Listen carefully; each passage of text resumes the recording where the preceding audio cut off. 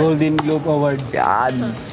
What's up? Ako pala si Alas. Ako si Mo. Yes, kami ang isa sa mga alamat. Totoo, tama yan. Of course, kami ay grateful and thankful. Feeling ko naman, hindi naman siya like nakita nila siguro yung alamat na ito na yan. Siguro feel ko like may kilatis yan, matagal. So hanggang sa nakuha talaga nila yung trust na yun. So thankful kami. Actually sa lahat naman, thankful talaga kami sa lahat ng mga bago. Lalo na sa mga brands na yun, like Cheers. Siyempre. Thank you po sa Cheers. And tulad nga nung sabi ni Alas, may siguro nahuli namin yung kiliti ng Cheers. Kaya kami kinuha. Pero sobrang thankful kami doon and grateful kami. Then feeling ko din naman sa kinuha kami ng Cheers with a purpose din. Angas. Angas yun eh kasi may ano yun eh, may bali yun eh. Oo. So, tapos Vibey. Vibey. Playful. groovy. Groovy.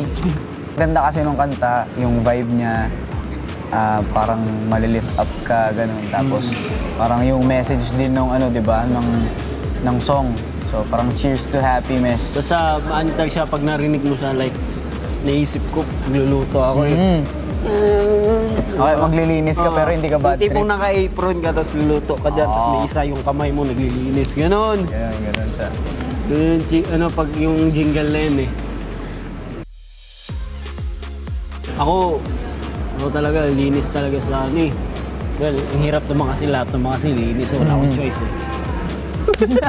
Kailangan ko Mga solo flight to. kailangan ko siya makarepeat ng mga 10. Siguro baka matapos ko yung sala. 10 ano siguro, ganun kabilis. So, feeling ko, sala. Ako feel ko ano, sa kusina, pag naghugas ng mga pinggan, gano'n, ng mga dishes, feel ko doon ko ma-enjoy yung kanta kasi sino nga ba naman maghugas ng mga dishes doon? Ako lang.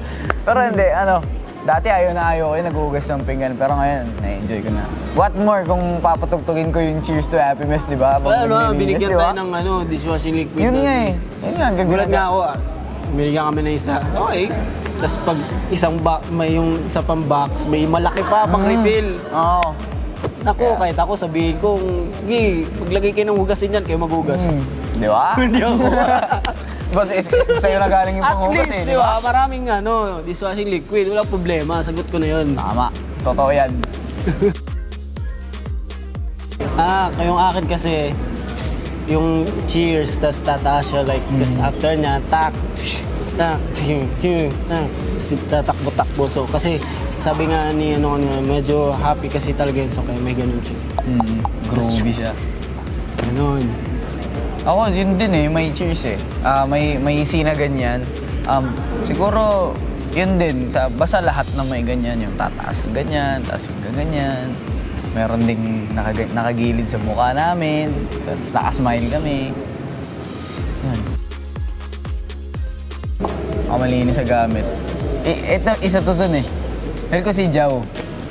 Tapos siya. Nagpapasalamat ako si Cheers kasi parang, alam mo yun, nadagdagan ako ng motivation na maglinis lang. Dahil sa mga tissue.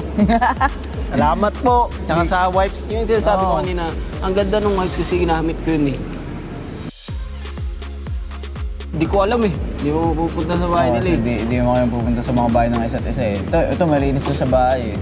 Sino ba sabi nila? Feeling ko, sino ba sabi? Baka pinag-isang kami nila eh. So, dahil wala naman sila dito. Ba, si RD siguro? Baka. Ewan ko. Tuturo na lang kami kahit sino. Wala naman sila dito eh.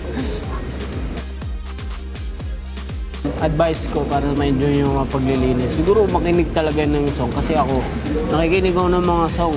Kasi parang na-distract din ako. I mean, di ba? Kasi kung masyado kang focus na pressure ka eh. Kunyari, maglilinis ka ng lababo, pressure ka talaga. So, ako more on, kikinig ko mga jazz music, maglilinis, or may nanonood ako ng TV.